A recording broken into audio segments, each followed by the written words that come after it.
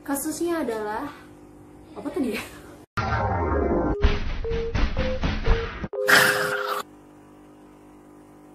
Halo guys, it's Maria and welcome back to Metoy, Maria Sotoy.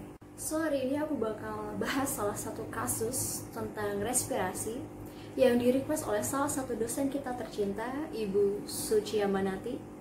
Dan karena aku adalah salah satu subscriber setia Nessie Jazz di channelnya Neror, maka kalian selamat datang di Metoy, Maria Sotoy. So gak perlu lama-lama, langsung aja kita ke kasusnya, cause case about to go down. Oke, kali ini aku akan bahas kasus tentang penata laksanaan fisioterapi pada kasus atelektasis. Apa itu atelektasis? Nah, menurut Price S. Sylvia and Lauren M. Wilson pada tahun 2006, atelektasis adalah pengerutan sebagian atau seluruh paru-paru akibat penyumbatan saluran udara, bronkus maupun bronkiolus, atau akibat pernapasan yang sangat dangkal. Sedangkan untuk penyebab atau etiologi terbanyak dari atelektasis terbagi menjadi dua, yaitu etiologi intrinsik adalah penyumbatan sebuah bronkus. Penyumbatan juga bisa terjadi pada saluran pernafasan yang lebih kecil. Penyumbatan bisa disebabkan oleh adanya gumpalan lendir, tumor, atau benda asing yang terhisap ke dalam bronkus. Sedangkan etiologi ekstrinsiknya adalah berupa tumor, pneumotoraks, pembiusan, atau pembedahan, pembesaran kelenjar getah bening, dan pernafasan dangkal. Nah, sekarang kita akan masuk ke bagian penata laksanaan fisioterapi. Yang pertama adalah anamnesis. Di sini anamnesis itu sendiri dibagi menjadi dua, yaitu anamnesis umum dan anamnesis khusus. Pada anamnesis umum diperoleh data, nama pasien adalah Anita Kevi, berusia 22 tahun, jenis kelamin perempuan, alamat Jalan Subali 6, Semarang Barat, pekerjaan adalah sebagai mahasiswi, hobi olahraga dan agama Kristen Katolik. Sedangkan anamnesis khususnya, keluhan utama pasien ialah kesulitan bernafas, sulit mengeluarkan dahak dan nyeri pada dada. Lokasi keluhan pada dada bagian kanan. Waktu serangan tidak menentu, paling sering terjadi pada malam hari. Faktor pencetusnya yaitu debu dan kelelahan. Lama keluhan kurang lebih 3 minggu yang lalu. Berikut adalah data lengkap untuk anamnesis khususnya.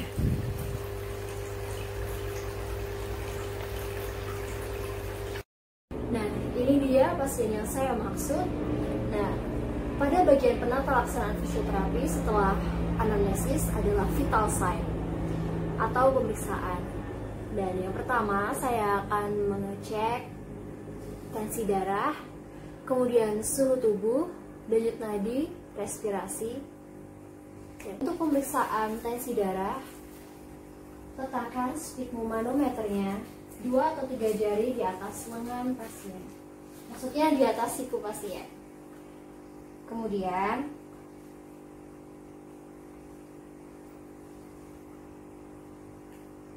letakkan stetoskopnya pada siku pasien.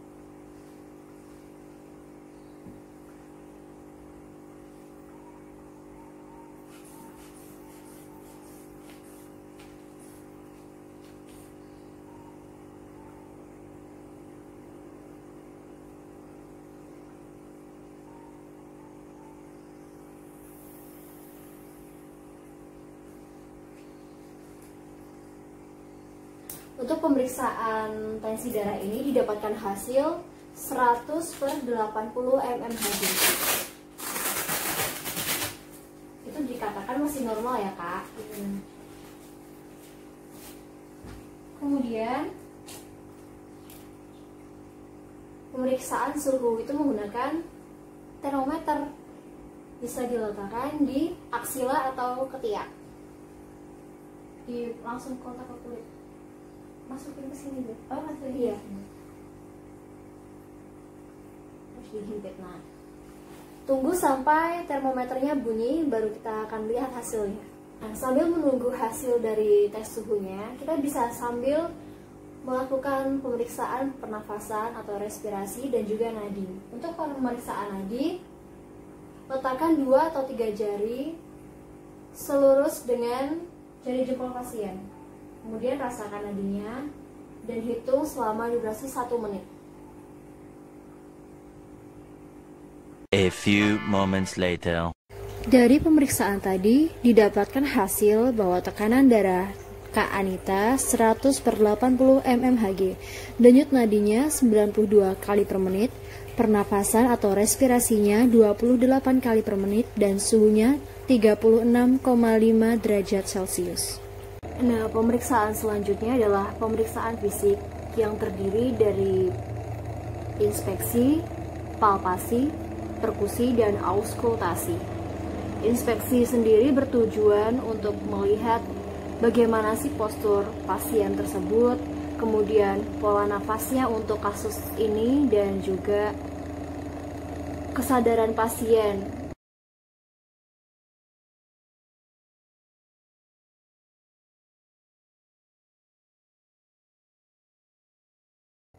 Yang selanjutnya adalah palpasi, dengan cara meletakkan telapak tangan kita pada dada pasien. Kemudian bisa meminta pasien sambil melakukan inspirasi dan ekspirasi. Tujuannya pada kasus ini adalah untuk mengetahui ada atau tidaknya spasme pada otot pernafasan. Pemeriksaan berikutnya adalah perkusi.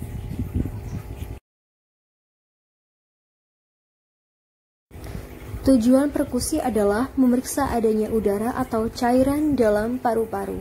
Caranya, tempatkan jari-jari di dinding jas, lalu ketuk pada distal palang dengan 2 ujung jari tangan lainnya. Hasil yang diperoleh adalah suara redup pada bagian right upper lobus. Dan yang terakhir adalah auskultasi. Tujuannya adalah mendengarkan suara pada dinding toraks dengan menggunakan stetoskop.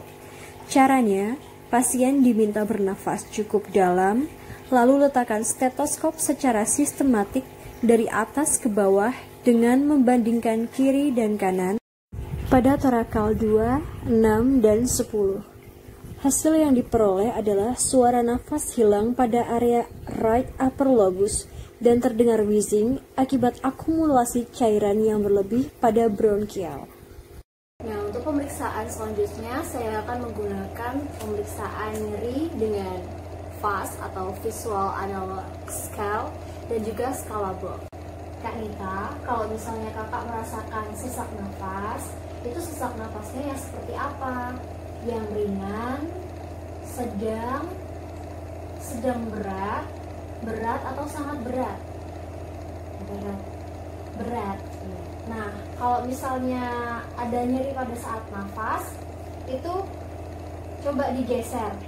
Nah, kalau di sini namanya tidak nyeri, dan kalau misalnya makin ke sini itu makin nyeri. Coba digeser seberapa nyerinya.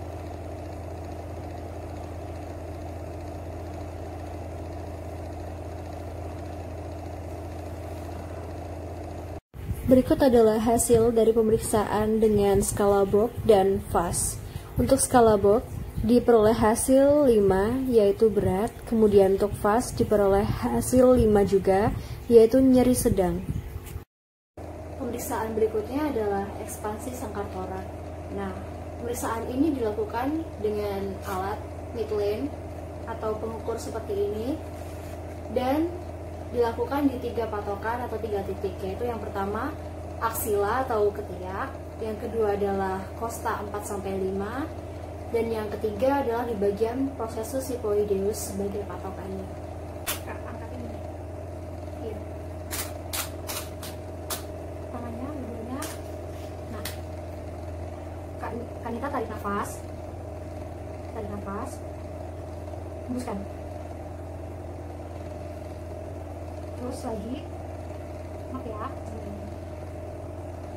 tarik nafas yuk, hembuskan. Di bagian processus siphoideusnya, tarik nafas, hembuskan. Oke.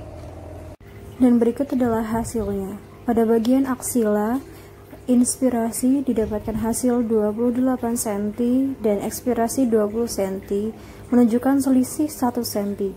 Pada kosta 4-5, inspirasi 30 cm, ekspirasi 28 cm, dan dapat hasil selisih 2 cm. Prosesus Sipoideus, inspirasi 27 cm, ekspirasi 26 cm, dapat hasil selisih 1 cm. Dan untuk patokan normalnya, minimal selisih adalah lebih dari 2 cm. Dan dari hasil pemeriksaan sebelumnya, diperoleh diagnosa sebagai berikut. Kemudian kita beralih ke intervensinya. Untuk kasus kali ini, intervensi yang pertama yang akan saya berikan adalah batuk efektif. Tujuan dari batuk efektif ini adalah untuk meningkatkan ventilasi, kemudian meningkatkan volume paru, dan juga untuk memfasilitasi pembersihan saluran nafas. Nah, untuk batuk efektif ini dapat kita lakukan dengan cara duduk maupun berbaring. Yang saya akan lakukan adalah dengan cara duduk. Nah, untuk batuk efektif pada posisi duduk, pertama, posisi pasien duduk dengan tegak, lalu taruh tangan kita, tangan terapis, di atas abdomen, di bawah prosesus sipoideus. Kemudian minta pasien untuk inspirasi atau menghirup nafas. Ayo Kak, hirup nafasnya dalam-dalam.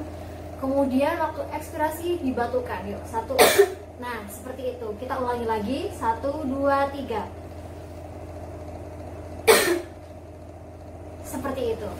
Karena pasien mengeluhkan nyeri pada saat bernapas di bagian lobus kanan atas paru-paru, maka saya akan melakukan postural drainase.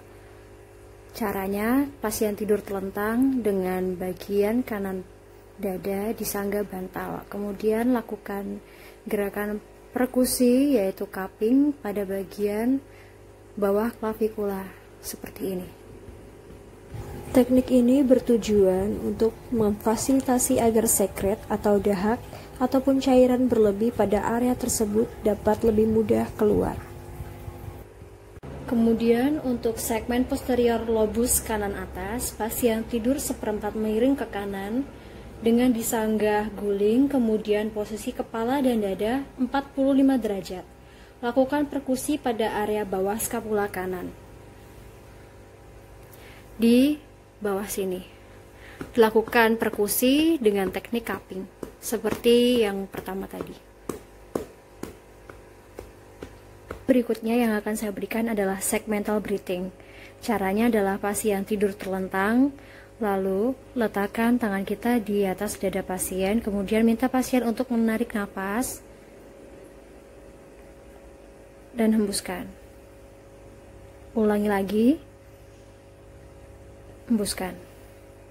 Kita lakukan hal yang sama, letakkan pada sisi kanan atas paru pasien. Lakukan seperti tadi, tarik nafas, hembuskan. Tarik nafas, hembuskan. Ulangi lagi, tarik, hembuskan.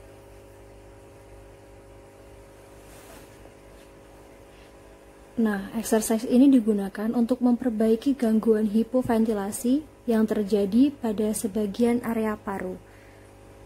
Dalam kasus ini, pada area kanan atas paru pasien. Berikutnya adalah diaphragma breathing. Lakukan hal yang sama, letakkan tangan pada diafragma pasien, lalu minta pasien untuk tarik nafas. Tarik nafas, hembuskan. Tarik, hembuskan. Tarik lagi, hembuskan. Nah, teknik ini bertujuan untuk pemberian tahanan pada diafragma breathing untuk meningkatkan kemampuan otot diafragma apabila terjadi kelemahan. Oke, kemudian saya akan memberikan kontrak relax pada otot pectoralis major pasien, yaitu dengan active stretching.